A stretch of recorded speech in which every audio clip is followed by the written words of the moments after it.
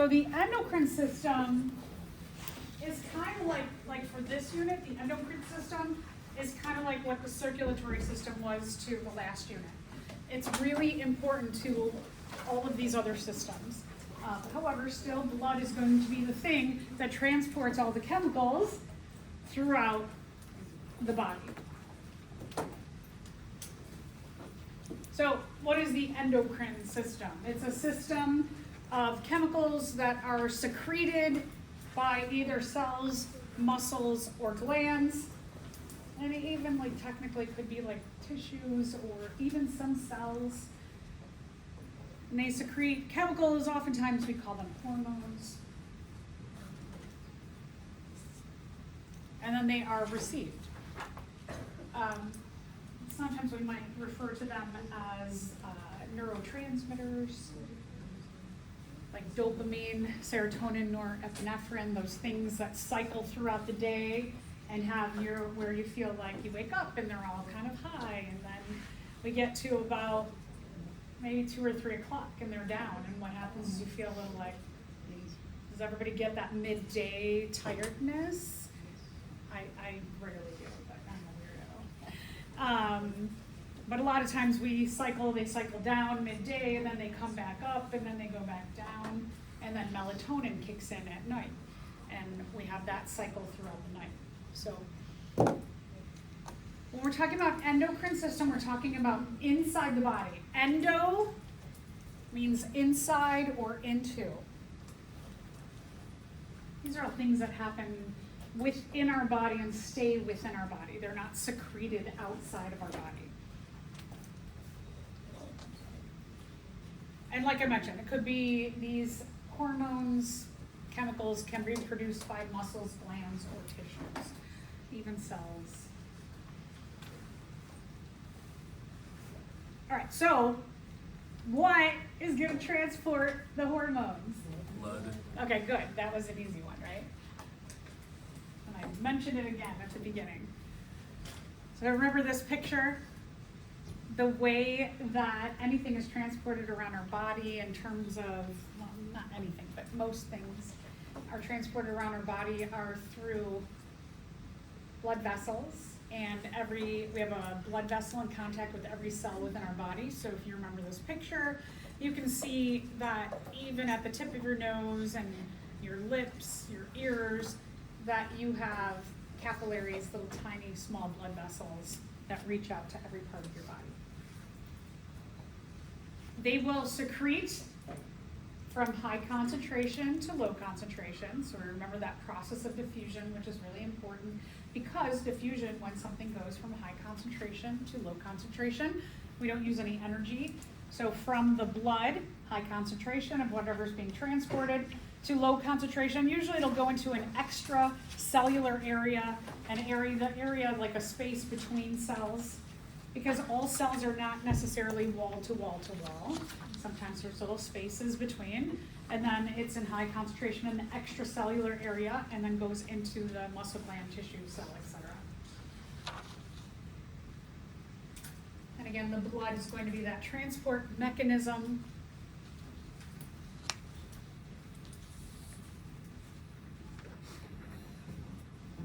That's going to carry that information, these chemical messages around the body.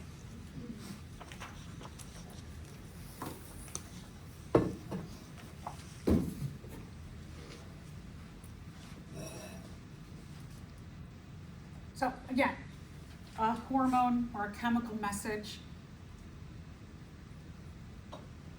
it's secreted by muscle gland, tissue, cell.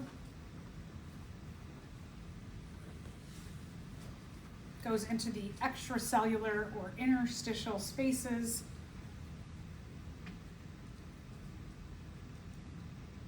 Transported by blood. And that message is going to be received by target cells. So one of the amazing things, and we talked a bit about this when we looked at the immune system, was that when something foreign comes into our body that is a living thing, like bacteria or a fungus or a protist, it has on its surface or a surface marker for its species marker, and its species marker is different from ours. So let's say this is the species marker of the foreign invader, and this is our species marker. They don't fit together. This is a V. They don't fit together. And so then we go through that process of the adaptive immune response. This works very similarly in that you have matchups between the chemical message and the cells that are to be affected or to receive that message. So here, if our chemical message that's carried by the blood is circle in shape, how do you know which cell is going to be stimulated by that message? Well, they have receptors, or they have those attachment sites on the surface, and the circle will attach perfectly into a cell that has a circular type attachment site. So if a neurons are so cool. Look at a lot of times we think shapes of cells when we learn maybe like 111 or early on that, cells are like circle shaped. Well, they're not. They're all kinds of crazy shapes. Like muscles are bands or like strands. Neurons, look at this. Neurons are really uniquely shaped, and we don't get into this, but they're shaped in this way to help send messages throughout our body. They're a very big, important part of the endocrine system, but let's say on the surface of our neurons, they have these box shapes, and you can see that these aren't going to bind together. So even if this circular shape gets into the interstitial or extracellular area, nothing's going to happen. This chemical message is not going to stimulate this neuron to do anything. It might bounce off of it and just be like, okay, it doesn't fit. But this muscle here is going to be stimulated because the message is received, and it's going to then tell the muscle to do something.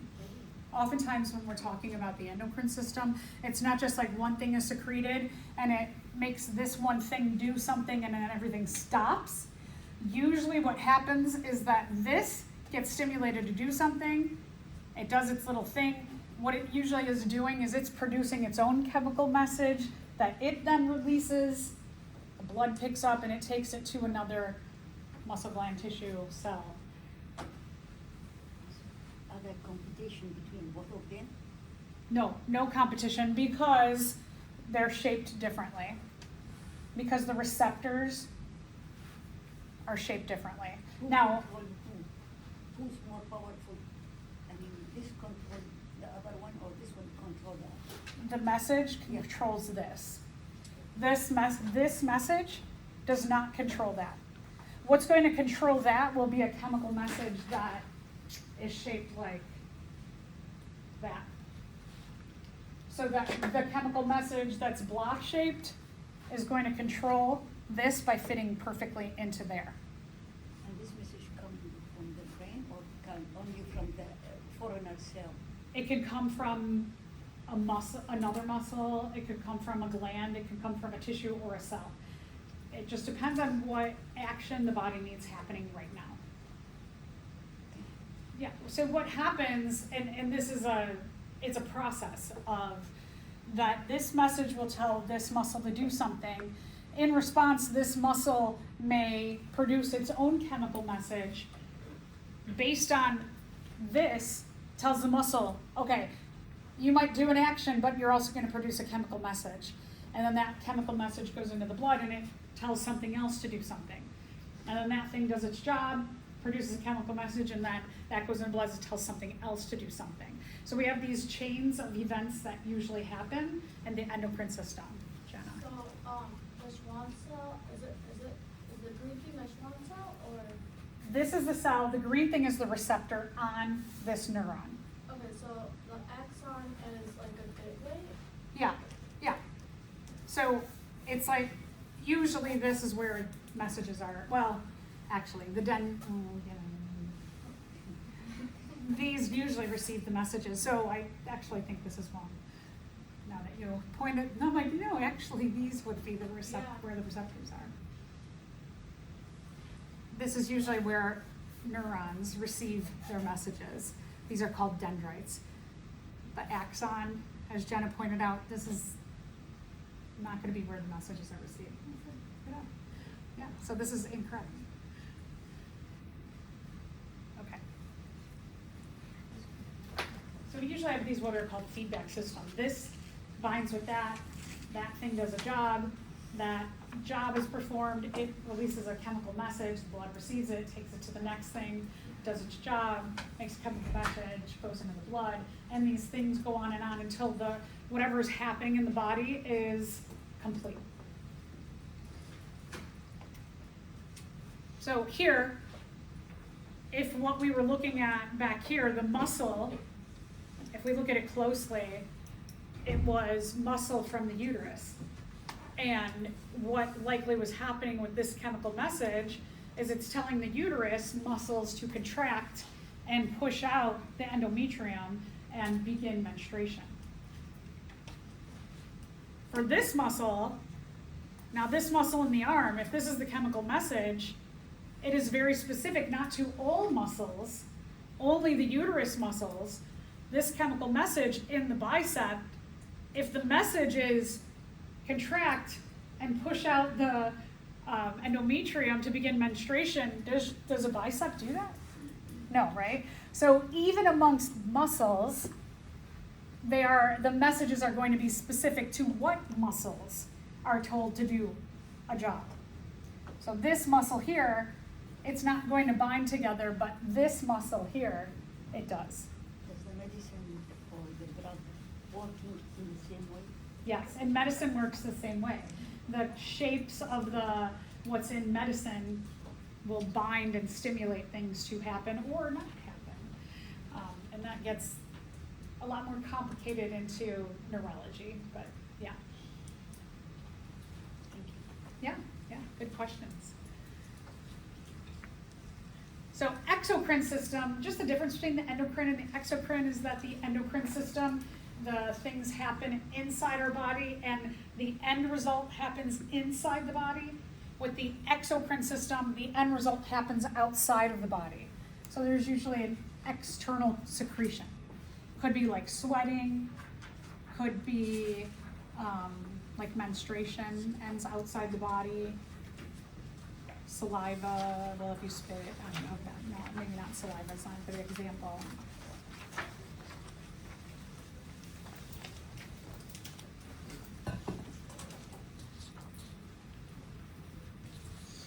Okay, so some hormones, a few of them we've mentioned already. So like remember ADH, that ADH is released into the blood. It tells the distal tubule and the collecting duct, more water, put it back into the body. Don't urinate it out. Keep it in the body because the body's dehydrated. So we talked a little bit about that one. Growth hormones, we hear a lot more about them. Some people are looking into growth hormones as a way to lengthen your life. That's pseudoscience right now. So if you ever see something like a supplement that says it's growth hormones, don't take that. Insulin, we've talked about to control diabetes. Adrenaline, y'all are gonna start, your adrenaline's gonna start pumping up over the next couple weeks, definitely during finals week. And you know, one of the things about all of these are that these actions can exhaust you. So finals week, you get that kind of rush where you're like, I'm putting in a lot of hours and I'm up late, and then you know, over the break you're kind of, maybe that X week you're exhausted. Or if you ever go away on a trip and you're just going, and then the next week or 2 weeks later you're like, oh my gosh, I'm so exhausted. It's because you have to replace all of this stuff and you've had a lot of action happening. And then we're going to focus a lot on testosterone and estrogen in this unit. So here's a nice picture that shows you a lot of what's going on in terms of the endocrine and exocrine systems. A lot of things originate in our brain. Or I shouldn't say originate, I should say the brain is a middle person in all of this. That the blood notices something because some organ, cell, tissue gland says something, and then it stimulates the brain to release something, usually when we're looking at the brain, especially when we're talking about, well, specifically when we're talking about the reproductive and development systems, is that the hypothalamus gets a signal and it releases something, and right next door the pituitary gland does something else. So a lot of times in textbooks what you'll see is it'll say like the pituitary gland starts this off, but it's really not the pituitary, it's usually the hypothalamus. I always say the hypothalamus is kind of underrated in terms of getting its acknowledgement of what it does, because it does a lot for our body. The hypothalamus is really teeny tiny too. So just because something is small does not mean it is not mighty. So when I was talking about those chains of events that happen, we call them feedback systems or feedback mechanisms. So this tells this to do that, that does that, and tells something else to do this, and then this does that, and that tells something to do this, and all the way to the end until the goal is accomplished. The feedback mechanisms can work in two major ways. One is that you go through chains of events, and the last thing completes the cycle. The job of whatever needs to be done is complete fully. The body is restored back to its homeostasis, and then the last thing secretes a message to go back to the first in the chain and says, we're good. The body is back to doing what it needed to do. Problem solved. I mentioned with like childbirth is that it goes through the chain and the last one says, oh, we're not even close yet, and tells the first one, go again. And the last one's like, not quite, go again. Are we there yet? Nope, not quite, go again. And so that's what we call positive feedback, when the last one tells the first one, let's go around again, and again, and again. So negative feedback, the last one is like, good, we're all good. And it tells the first one, don't release more of what started this off, because we're good. It stops the chain from happening over and over again to conserve energy, materials, resources in the body. So that once something is restored in our body or a task is accomplished, you don't waste all the energy of all of the players in this chain from making more of what they made, because that's just like a waste of our really valuable energy. So oftentimes we call it an inhibition mechanism, because negative means stop, no.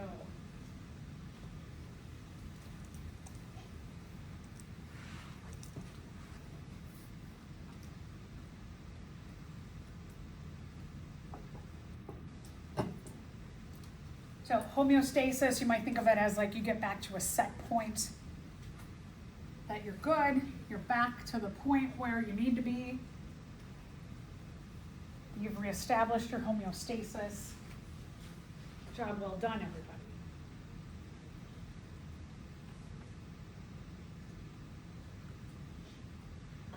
When we talked about fever, fever is one of these where it like tries to get you there. Once you are good and your fever has come down, you're good. Stop making yourself hot. All right, positive feedback. The last one tells the first one more. Let's go. Come on, keep going. We're not done. We are not back to our homeostasis or our set point. Are these controllable or uncontrollable? I mean, with medicine and interventions, some of this can be controllable. For the most part, the body just does it. Yeah. How about us? We can control it? No, you can't you can't make this stuff all start. You can't will it to happen, but like I said, with we can control it, like fever, for example. Fever there can be an intervention with a fever reducer, which could mess up the whole thing. So it could be good in that if you start getting a really high-grade fever, that fever reducer will help. But if you have the low-grade fever and you take the fever reducer, it'll put it back to where you don't want to be at that point. By our own brain, we tell the brain No. reduce the heat. No, you can't. Cannot do. You cannot consciously control these. Yeah, yeah. Because if we could, I mean, like, one of the things is like weight gain and weight loss, right? If you're somebody who has a really hard time gaining weight, you could just will yourself, okay, feedback mechanisms, make me gain weight, but you can't do that. All right, and then as I mentioned, childbirth is go, go, go, go, go. Eventually it does stop because the baby gets out, the placenta gets out, and then it takes a lot of healing after childbirth to get, like back and healthy, because you've got a lot of things that kind of need a reset. So recovery from anytime you have like a big event that happens in your body, it takes you a while to get back to that. So like finals might be, you might have a few days where you're just exhausted. Childbirth, it might take a month to get back to not being exhausted from what your body went through. Okay, so let's talk a little bad news in our society. There are things that are called endocrine disruptors. I guess this might be another way. You can intervene consciously by consuming endocrine disruptors, but we don't want to do that. And a lot of times we not subconsciously, we accidentally consume these endocrine disruptors from what's in our world as you pick up your water bottle. So endocrine disruptors work very similar in terms of the bonding to the cell that is receiving the message. So if this is your natural hormone that's going to bond with this and make this do something, what an endocrine disruptor does is it's shaped in the same bonding parts to get in here, but the rest of the molecule is shaped differently, and it can get in there, and it could do one of two things. It could cause the same response, but what if you don't need that response to happen? This endocrine disruptor is going to cause response when maybe your body doesn't need this going back to a set point. So it's like forcing things in our endocrine disruptor, in our endocrine system to happen. We don't really want that. We want our body to act naturally. So we don't want these interventions.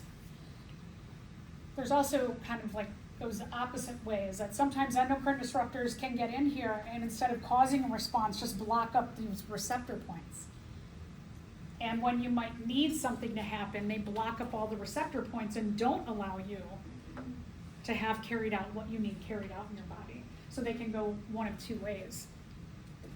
All right, so what are some endocrine disruptors? Oh, this stuff. Plastic, anything that you consume in plastic, anything. So let's see. Okay. So water bottles, any of this stuff, one of the things that often happens with these is heat is an activator of releasing what's in the plastic, or even cans. Cans often have a lining to them, like a plastic thin lining. Protects you from the aluminum, but then gives you the endocrine disruptor. So when these things travel, let's say they're produced in Texas, which is warm most of the year, or even in Chicago. If they're produced in Chicago during the summer and they sit in a hot truck, that hot truck is stimulating the plastic in here to leach the endocrine disruptors into what you're drinking. So like if you want to have a Coca-Cola, try and choose glass bottles over plastic or cans. This is being regulated slowly. You will see a lot more sunscreens that have, they say reef safe, dolphin safe. Usually those are the two things. Mineral based, those are the healthier ones. So you definitely want to look at your labels. Cans, canned food, the cans often have that lining in them. Tetra Paks, those they're usually rectangular or square, and they have like maybe nut milks in them or soup. Those can have linings. So what you always want to do is you want to look at your labels and see, does it say usually BPA free? BPA is called bisphenol A. It's a very common thing that we find in terms of an endocrine disruptor. BPA free does not mean it's free of other endocrine disruptors though, because often phthalates will be found in a lot of these things too. So that's why you kind of want to just mind what you're doing. What would be a solution to things like this? What would be solutions to avoiding things like this?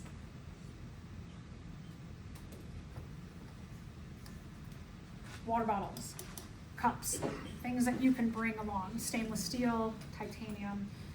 The water bottle filling station is amazing. It's cold and it's filtered and it's free. So sometimes I know like I will say though, like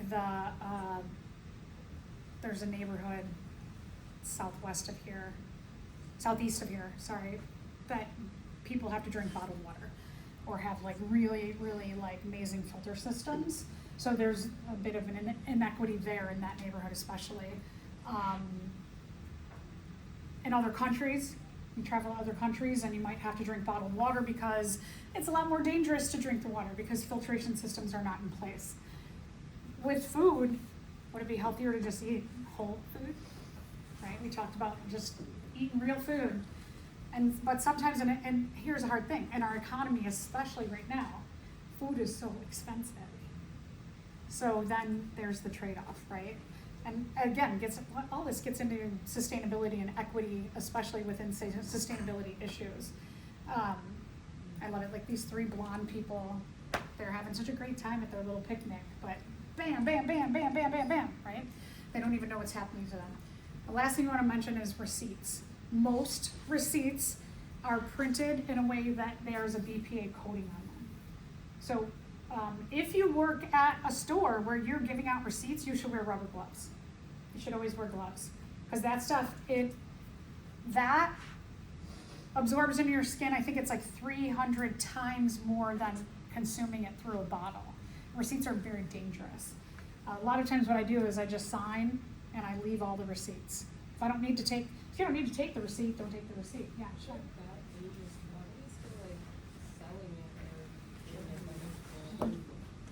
Because our legislators generally don't care about us. In Europe, a lot of this stuff is banned. In Europe, like,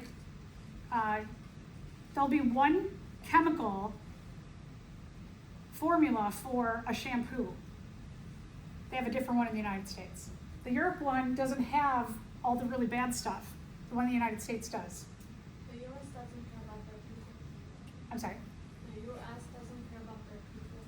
Not enough. I mean, certainly a lot of, like, I mean, our legislators just, yeah, they don't, I mean, yeah.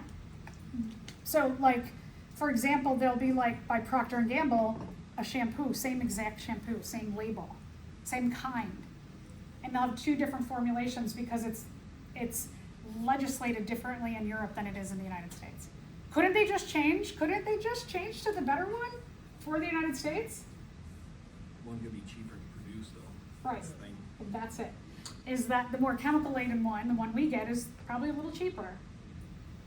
So because it's not legislated here to have less chemicals and it's a little bit cheaper, they save those pennies, nickels, dimes to become richer and richer and richer at our expense. Makes me so mad. So it's all over. Things are all over our society, and that's the hard thing, is that we have seen that cancer rates, diabetes, heart disease, all kinds of diseases, inflammatory diseases, our microbiomes are changing because we're just bombarded by stuff, chemicals, endocrine disruptors all the time.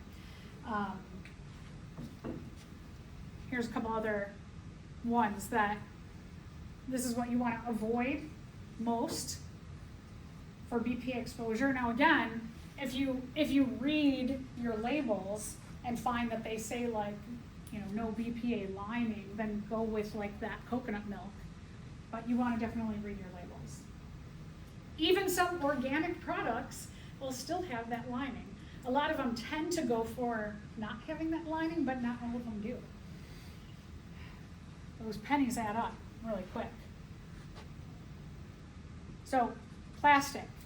What plastic is safe? These are better. 1, 2, 4, 5. 3, 6, 7. Those are usually like your water bottles, your takeout containers, styrofoam. That's like if we ever get takeout and I'm like, oh, styrofoam. Hot food into styrofoam. I have a question. How would you know like what number it is? Like for example, this doesn't give me a number. Because it's plastics. You have to see on there if it says anything about not having the lining on a can. Yeah, it's complicated. It's so complicated. If there is if it just has a triangle and no number, just assume it's one of these. All right, then remember biomagnification? Yeah. So the higher up you eat, the more chemicals you get. If you're down here and you're just eating like, you know, more vegetarian stuff or less meaty stuff, you're getting less chemicals. That's why in the oceans, we're seeing with the larger animals, a lot more is happening to them. So maybe these not so much, but we don't pay as much attention. But then remember, these are getting hit by climate change, by ocean acidification and temperatures rising. So there's just bad news all over the place. And then in terms of reproductive health, oh here, did you, oh no, you're good, wait. Oh, you're good, yeah.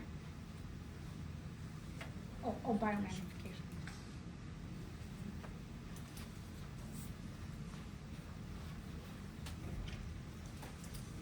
In terms of reproductive health, we are seeing a huge decline in the ability to produce healthy eggs and sperm.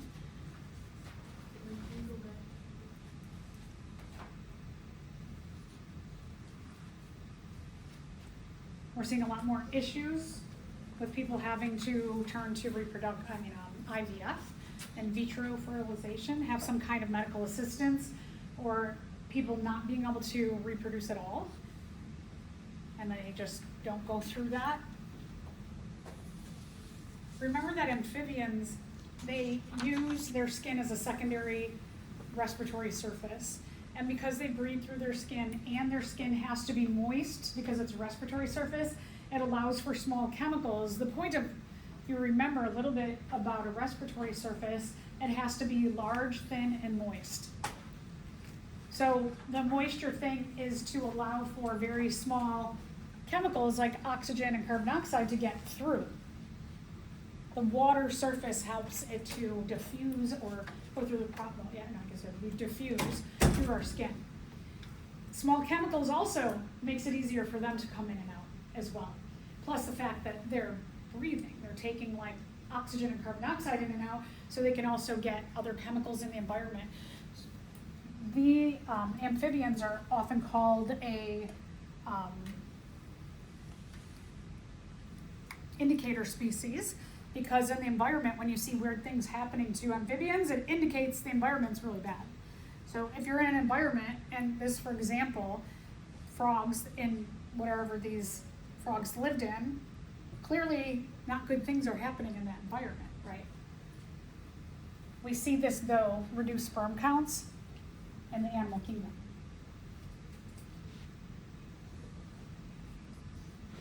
All right, so another thing is that mothers can pass some of these endocrine disruptors on to their babies through breastfeeding. But let's just look at this in terms of a feedback loop. That here we have a positive feedback loop, that when a baby suckles the mother's nipple, it causes a chemical in the hypothalamus to release what's called oxytocin. And then oxytocin travels to the mammary glands, and it makes the mammary glands, it makes the muscle bands, see all these little muscles here? Makes these muscle bands contract around the mammary glands to push the milk out to facilitate the baby getting the milk from the mother's mammary glands. So there is an endocrine aspect to that to help eject the milk and make it easier for suckling the nipple of the baby. As long as the baby keeps suckling, the oxytocin keeps flowing and the muscles keep contracting. When the baby is done, then this stops. Let's say, so we'll talk a little bit when we get into development about this. This begins the development of the mammary glands to like enhance and increase, and milk production starts at about week 5 of pregnancy. So a lot of times, week 5, usually there's like 2 weeks of just the cell, well, like 3 weeks of cell attaching, and then the cell going through the initial phases of cleavage. So there's 3 weeks that this is all like very microscopic, and then once it implants in about week, maybe like 3 or 4, then these signals to the hypothalamus, there's signals from the uterus that say, hey, there's something here, and the process of actually starting the mammary glands and the milk production to begin at week 5 is often the signal to a lot of women that they're pregnant. Is that the first thing they notice is that their breasts get bigger and they're sore. And then they're like, oh, this is weird. Maybe I should get a pregnancy test. All right, so let's talk about animal reproduction. We're gonna focus specifically on humans because we're animals. All right, so we're gonna focus on mostly the testes and ovaries, but we're gonna talk about some other players in this whole process. The testes release what's called an androgen steroid. We call it testosterone.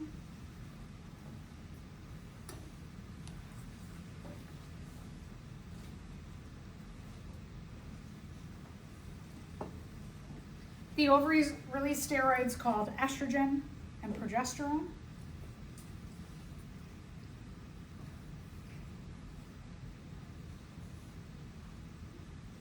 The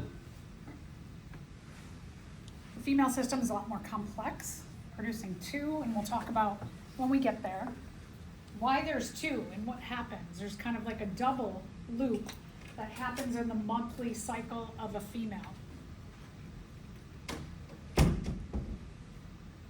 Testosterone, estrogen, progesterone have important roles not only in sexual function, but sexual development also.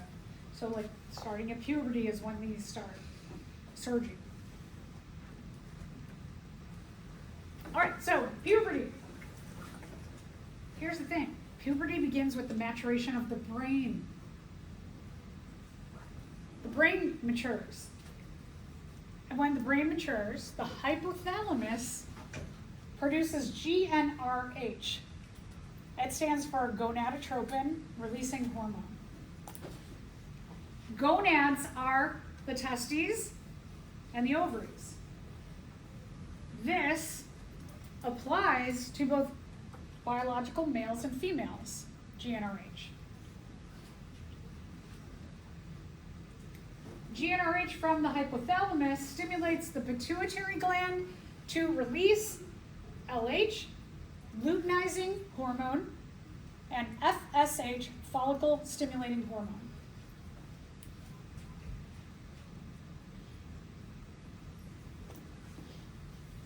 This happens in both males and females. So at the beginning of sexual development, happens the same way.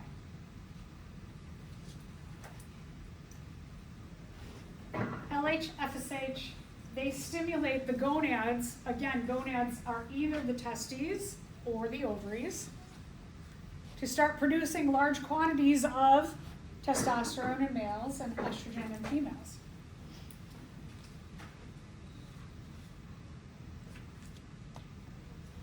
And then those are going to make other things get signals and start going crazy. All right, so males. what happens with males, they have this large surge of testosterone that happens at the beginning of puberty. So penis and testes will enlarge, body hair, pubic hair, underarm hair, facial hair, leg hair,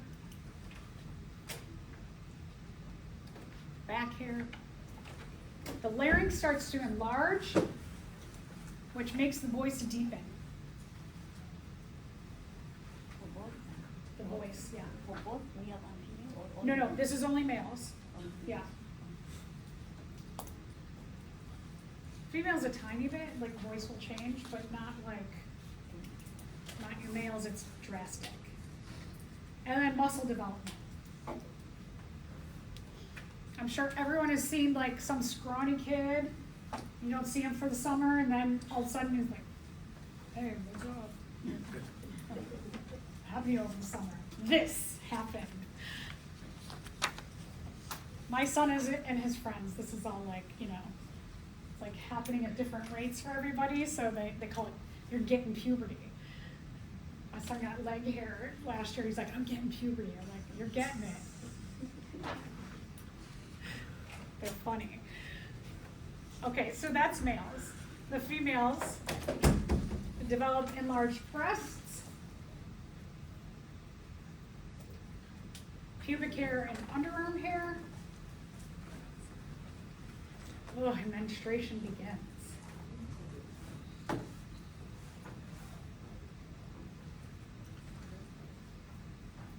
It's very interesting how male puberty is valued much differently than female puberty. Female puberty is like sexualized, right? In male puberty, it's like, he's a man, right? So it's really weird in our society, and it makes it even harder for kids undergoing puberty because they get this attention and they're like, this is weird, right? They're these little kids and suddenly they're getting this weird attention. Okay, so let's have a question. I was so on it today. How about that? If a child developed an anterior pituitary tumor that reduces LH and FSH production, what problems might this cause? So look back at your process that we just went through and think about what's going to happen.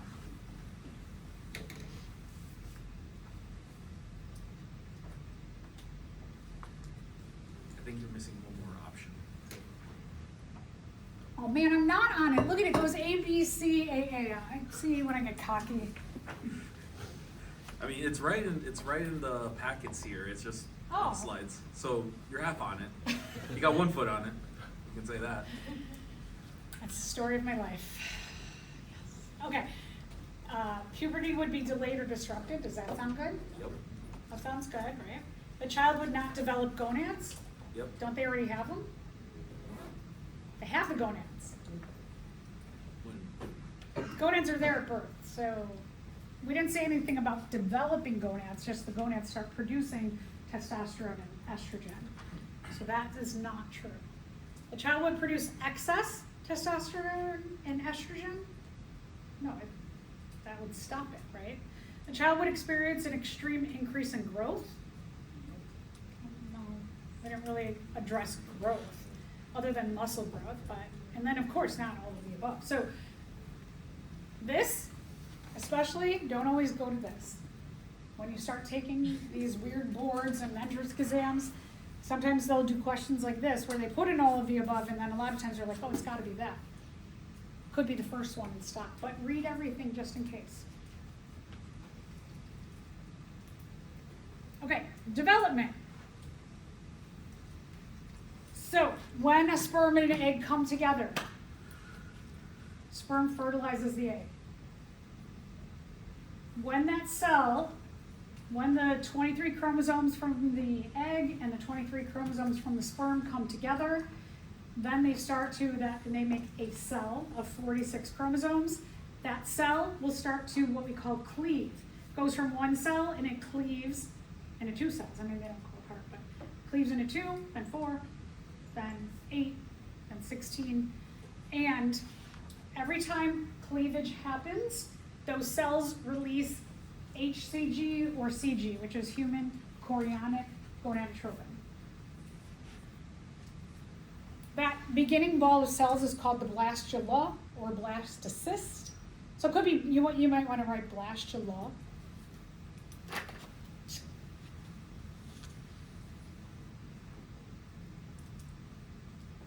Blastula or blastocyst.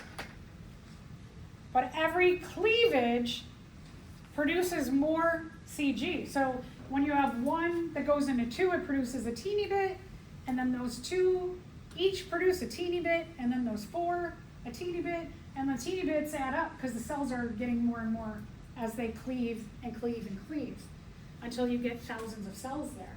So that CG is starting to go up. In that first 2 weeks of development, you've got this CG doing this like low to higher.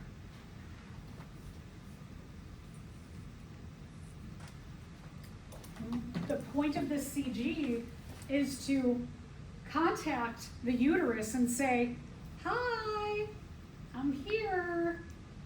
Hey uterus, why don't you produce more endometrium? Endometrium is what is released or shed during menstruation. It has blood, it has glands, and it has a lot of energy in there. It's a nice, safe, warm environment that feeds this blastocyst or blastula in those first few weeks until a placenta can be made to make a blood-to-blood connection between the ball of cells and the mother to make this like really good connection. So endometrium, it's beefing up, it's getting bigger because that little ball of cells is like, I'm here, help me out, keep me safe, feed me.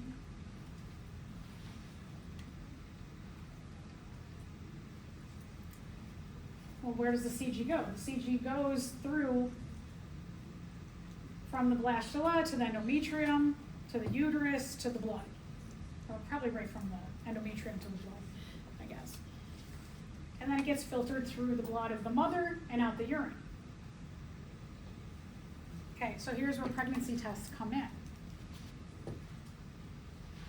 Pregnancy tests work very similar to our immune system, very similar to COVID tests. You ever see the videos of people who the woman's like, hey, look, during COVID, tells her partner, hey, look what I got. And they're like, you have COVID, oh my God, oh my God. And they're like, no, not that kind of test. It's a different test.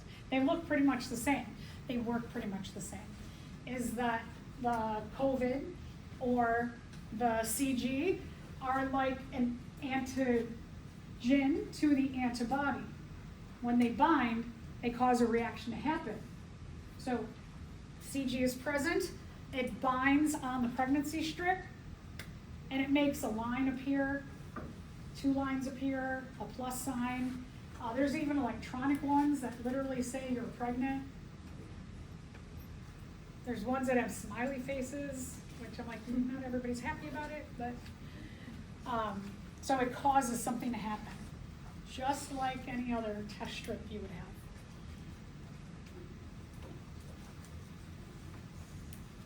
So CG acts like an antigen to CG antibodies on the test strip. Clever, right? So these are the kind of things like brilliant people like you could figure out. Like how do you make something like this? Oh, let's look at the immune system. Use a natural thing to cause something in our world that we need. It's called biomimicry. You can mimic what nature does to produce things we need.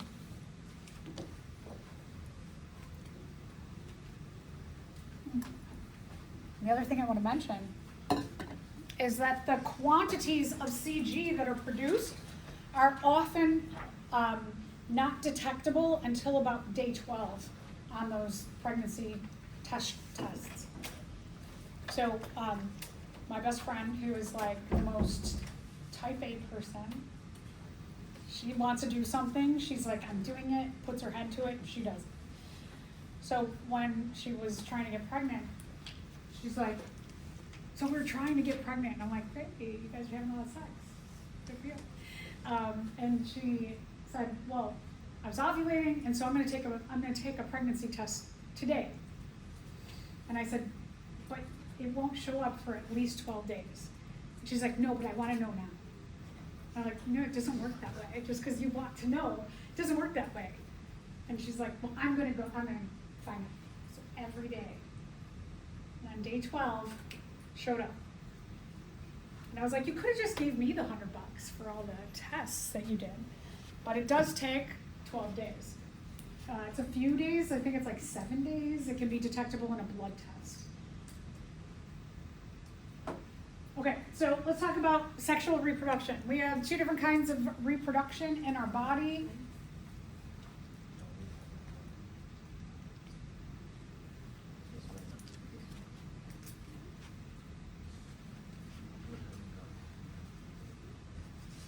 Oh, we haven't gotten there yet. So let's talk about asexual reproduction. If you are an organism who does not do sexual reproduction, you do asexual reproduction. Asexual reproduction is very similar in a lot of ways to mitosis in our bodies.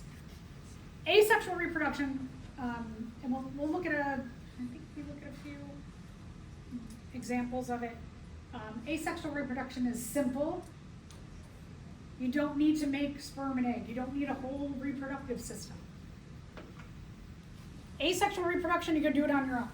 You don't need to go and find a mate. That could be a lot of energy. Choosing a mate, choosing the right mate, the best characteristics. You don't fuse egg and sperm. The sperm don't have to seek out and find the egg.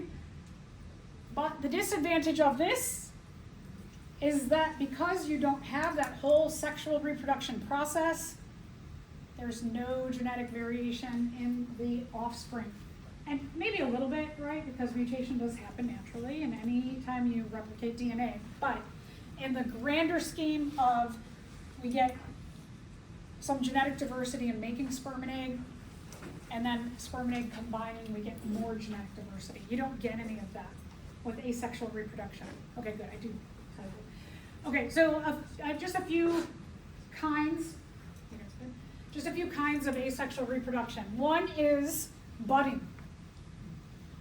We talked about this with yeast. Yeast do this. Some of the lower animals do this. Like that's a hydra, coral polyp, anemone. They have these shapes. These are typically, they are going to live in water where there's no gravity. Because imagine if you did budding and the little head starts popping out, and then the torso, and then you got to carry bud around. Your bud, you'd have to carry it around till it like fell off. So you could get a full genetic copy of the parent, falls off into the water. It's no big deal as they're kind of waving around, no gravity in water, and bud is supported by the water. Fission. This is wild. Flatworms do this. With flatworms, like a planaria here, you cut that planaria in half. And the head will grow a new tail, and the tail will grow a new head. Right? Imagine if I had a big katana and I just sliced you in half, and you laid there and you just started popping out the 2 missing halves.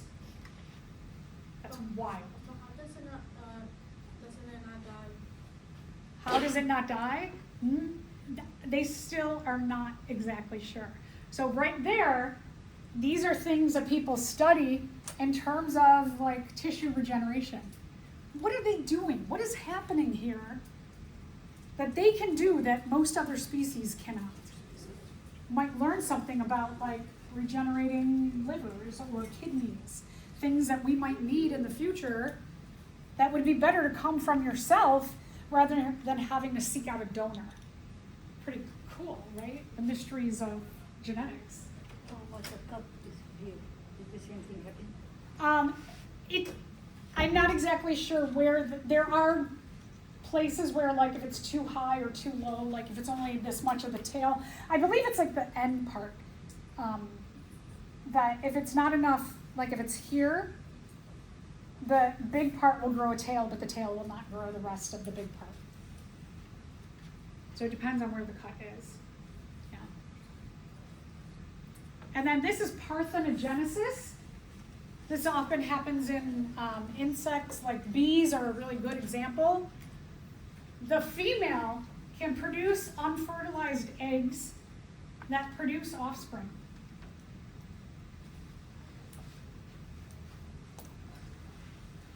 So there's no need for a male.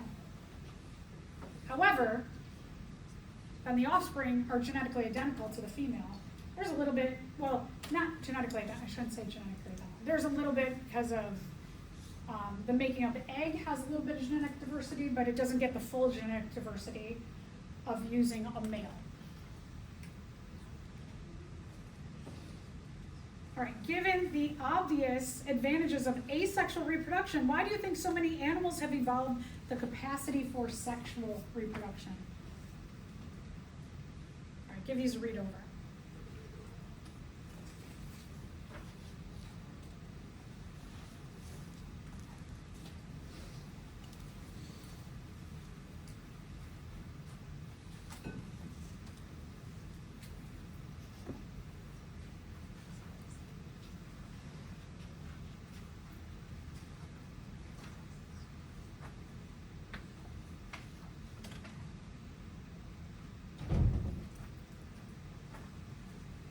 What do you think?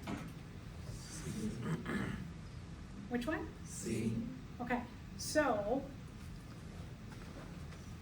nice long answer. Sometimes a long answer, it's obvious, right? But be careful again. So yeah, offspring produced through sexual reproduction, advantage of processing genetic variability and enhancing the process of natural selection, all that good genetic stuff and evolution stuff. Good.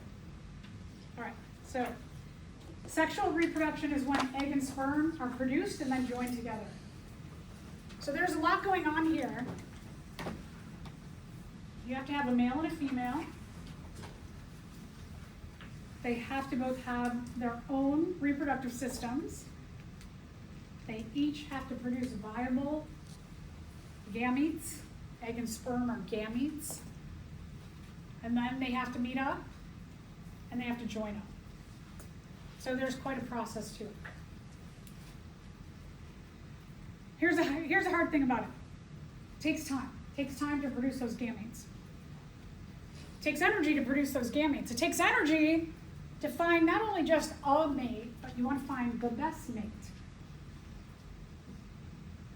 Great thing though, your offspring have genetic variation, which is good because what we know about natural selection is that if the environment changes and you have variance in your gene pool, in your population, the likelihood that someone can survive the change in the environment is much better. Organisms besides us, even something like a coral, little polyp, you might not even look at them like an animal. They look like that hydra. This is an animal, this is actually a colony of animals, produce egg and sperm. Again, little coral polyp can produce an egg. So it's used all over the place. So let's talk about eggs. Eggs are produced in the female gonad, the ovaries.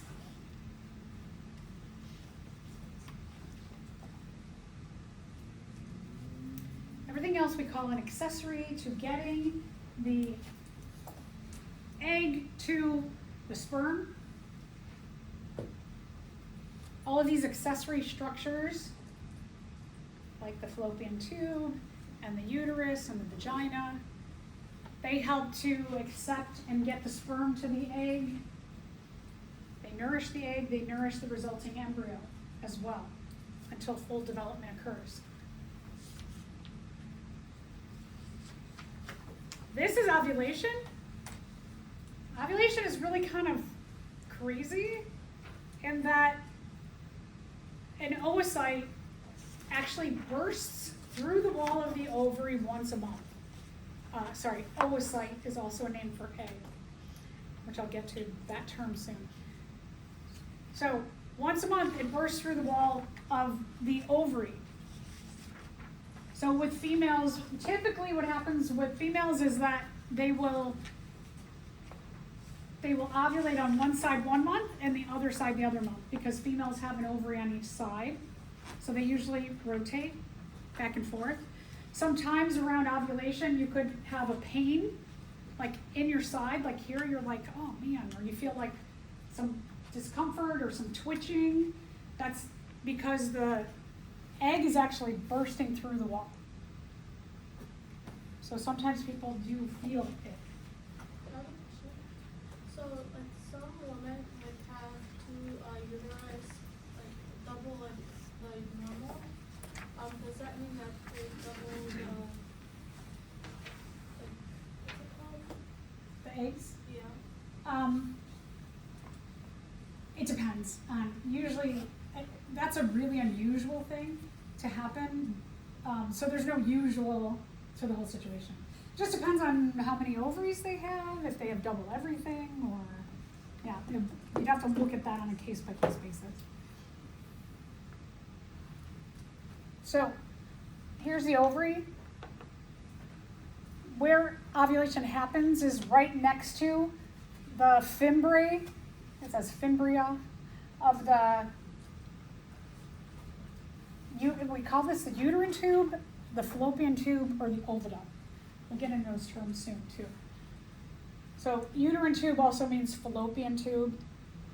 The fimbriae, when the ovary, it's kind of like this, but the ovary ovulation will happen here, and it bursts, and then the fimbriae sweep that oocyte up through the fallopian tube.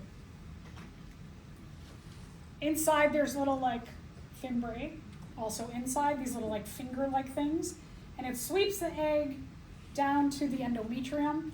The uterus is, you can see, mostly muscle. The lining of the uterus is called the endometrium. The bottom of the uterus is called the cervix. It's that round shape at the bottom of the uterus that leads into the vagina and out. There's also other structures. To protect the urinary system, the reproductive system, females have two skin flaps that kind of like close up that area a bit. These are called the labia. And then there's a bundle of nerves here called the clitoris. So when people often refer to like the vagina, they really mean the labia. When they say something about, you know, in colloquial terms, they refer to the uterus, the vagina is up here. They're usually, when they're talking about uterus, they really mean labia.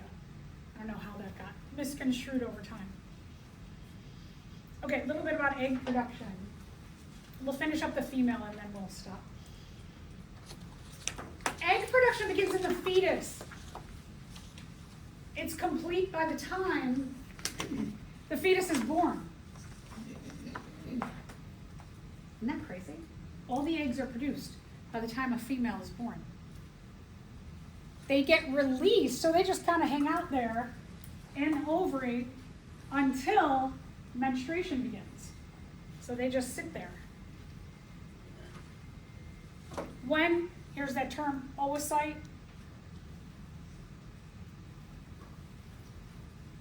Oocyte is the precursor to the egg. Technically, we don't call something an egg unless it's fertilized. If that cell that is ovulated out is not fertilized, we call it an oocyte. It's like oocyte. Most females do not have many true eggs, if any. So every fertilized egg, every fertilized oocyte becomes an egg. So usually we refer to things incorrectly. Ovulation is the release of the oocyte from the ovary. Egg development doesn't finish. We'll talk about meiosis in just a second, until fertilization occurs. All right, so all these other structures help nourish the egg, move the egg, nourish the sperm. conduct the, say, oocyte, nourish the egg. All right, so here, this uterine tube can be called also the fallopian tube or the oviduct. Almost like pick a term and settle on it. So uterine tube has 3 names. So if you want to take like a and connect it to there. These little like finger-like thingies, fimbriae, this is all found inside of here too. So that when ovulation occurs, it goes and it sweeps the oocyte all the way down to the uterus. You have this on this side too. Because you have 2 ovaries, 2 fallopian tubes. One on this side of the uterus and one on this side of the uterus over here. So it's more like technically like this. The fallopian tube is not directly connected. Like it's not like this, where they're connected. It's kind of like that. But there's all these little fimbriae in between that just like sweep, sweep, sweep and make sure that the oocyte gets down. So that picture is a lot more correct than this picture, which exaggerates. There's not that much space between the fallopian tube and the ovary. But it does at least give you an idea that they're not directly connected. And this is a really nice picture of the ovary, of the uterus. It's like sometimes the illustrations are clear in one way and not clear in another way. So this is really great view of the uterus because it shows you that the majority of the uterus is muscle. There's a tube from the fallopian tube comes into the uterus, and then this lining, the endometrium, will get thicker once a month in anticipation that a fertilized egg is going to land there. And then again, another viewpoint. Oh no, we're gonna stop. Did I have, let me see the page before. Yeah, I do have that. I want to talk about, where is that? We're not going through all this. Okay. I skipped over this picture. I want to go back to it on page 12, thanks, 12. Okay, so just a little bit about meiosis. Meiosis is very, very unique in females. So the way you learn meiosis, if you took Bio 111, you learned that you had a parent cell that the DNA replicated, and then you went through the first round of meiosis, and then the second round of meiosis, and you ended up with 4 equal size, what we call haploid daughter cells that each had 23, if we're talking about humans, 23 chromosomes each. It's totally different. Not totally, but quite different in the female. Okay, so we have what's called an oligonium. An oligonium makes what's called a primary oocyte. What happens between here and here? This cell has 46 chromosomes. I can write this on the board.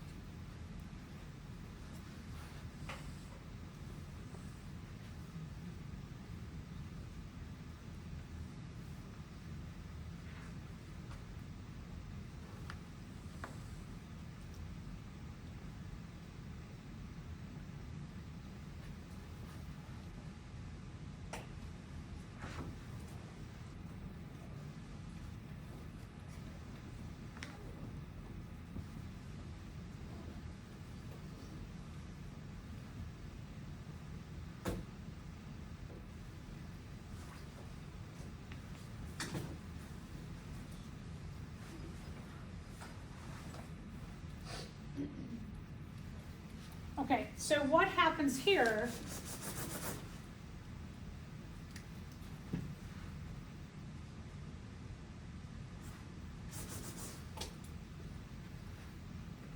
is we change the term in the second round from chromosome to chromatid. Chromatid. Chromosomes are individual strands of DNA.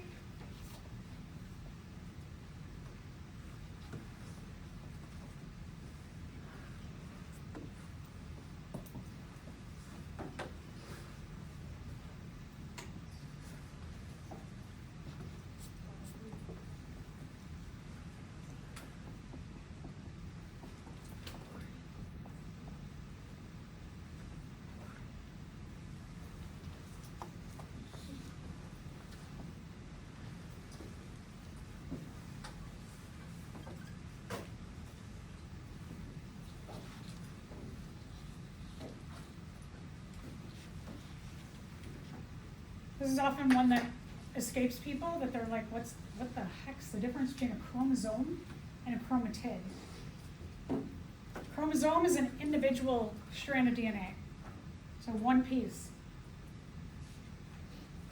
A chromatid is when the chromosome replicates and the copy is attached. So a chromosome is one, chromatids are when you have replicated chromosomes and they're attached.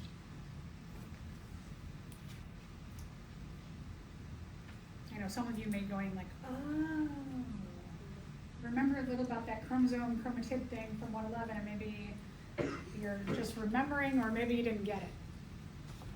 But this is kind of like, in terms, something that would be really beneficial for you to know and carry with you, because you'll talk about genetics a lot in your futures. So, the oligonium has chromosomes. The primary oocyte has 46 chromatids, with each having a replicated attached sister chromatid. So see how you went from this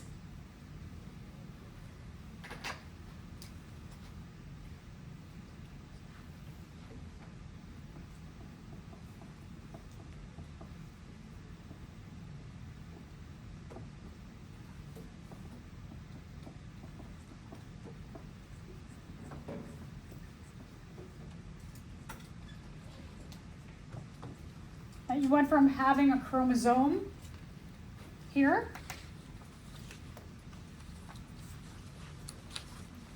to having a pair of chromatids called sister chromatids. So the 46 times 2, does that then change into like 92 chromatids? Is that what you're trying to say with the 46 times 2 on top there? I'm just trying to write it down for the notes. Yeah, no, so the general science community does not like to call this 92 chromatids. They like to call it 46 times 2. That's it? Okay. It's a sticking point that I am like you, where I'm like, can we just call it 92 chromatids? And I've had people say, no, you can't. I'm like, but why? They're like, because they're not chromosomes. And these numbers refer to chromosomes. And I'm like, but can we say 92 chromatids? No. You could say 46 times 2 chromosomes. I'm like, isn't that the same thing as saying? So this is like an important sticking point for all to know, because I've had so many conversations with people. I'm like, what do you call it? And then someone will say it, and they'll go, oh yeah, and then someone else will step in and say, no, that's wrong. Okay.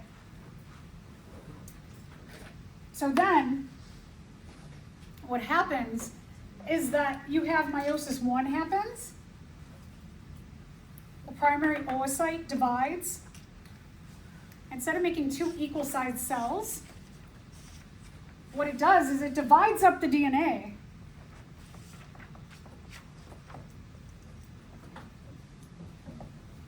So that they're each, now get this, 23 times 2.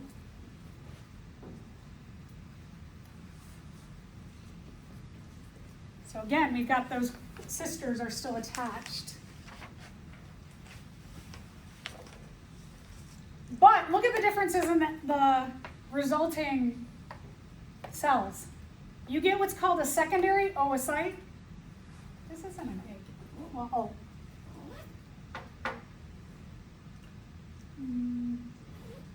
Okay, yeah. Well,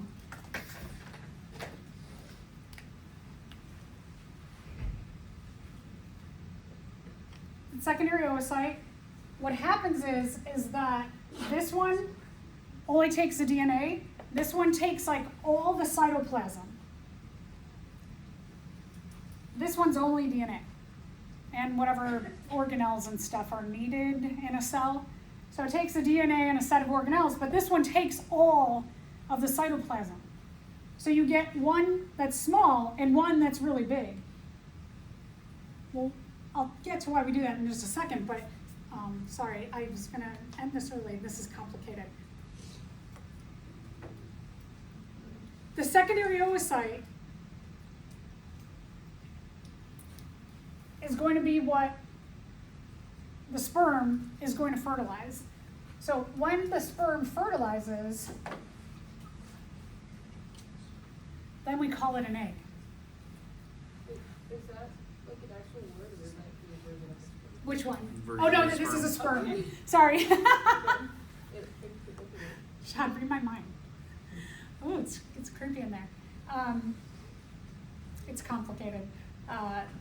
That's a sperm. So when the sperm, let me label my terrible drawings as usual. When the sperm fertilizes the secondary oocyte, then we call it an egg. Now,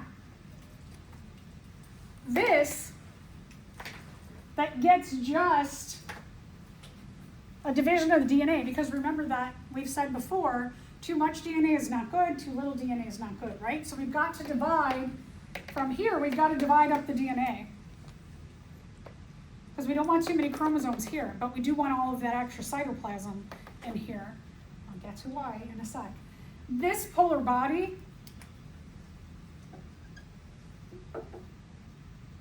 gets absorbed. So when this happens, when meiosis 1 happens in a female, and you get that first stage of meiosis happening, this one keeps going, well, this one hangs out, and this one gets broken down and absorbed by the body. Now, it gets absorbed, so it's gone.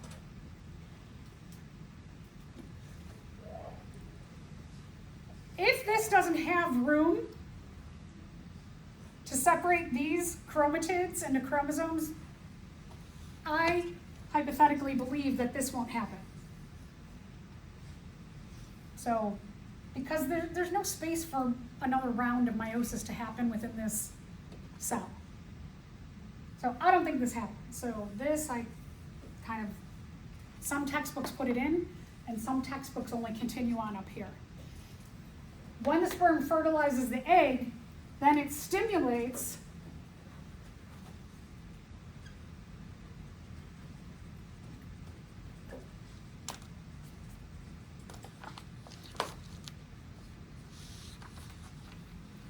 so if the sperm fertilizes the secondary oocyte, then meiosis 2 gets stimulated to happen.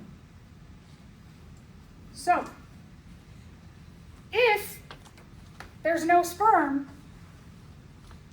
this stays in the endometrium and gets flushed out in menstruation.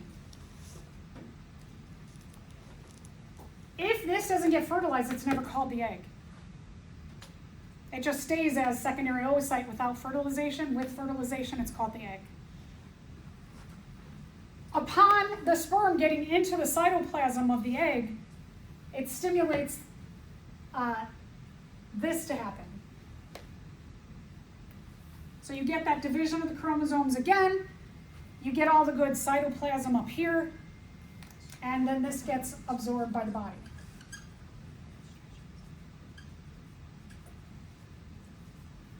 So that your egg ends up with 23 chromosomes, the The sperm brings 23 chromosomes, and the sperm and the final egg can make the 46.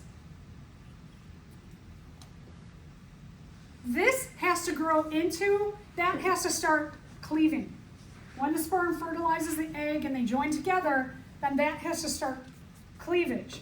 So it goes from 1 cell to 2 cells to 4 cells to 8 cells. So that's why this process has been building up that to be a lot bigger, to get a lot of the cytoplasm, which has a lot of energy in it. So that this is a lot different than what happens with males. You end up with just 4 equal-sized sperm. So how do identical twins or twins in general? We're gonna get to that at the Okay. end of development, but Okay. that involves like a little bit beyond this, but we'll get to that. Yeah, I will address that. Yeah, if you wanna take a picture of all this, go ahead. And that's it. I should have stopped it there. And I was like, oh, I'm gonna finish up the egg. Thank you for hanging in there. All right, so when we get into lab, we're going to do part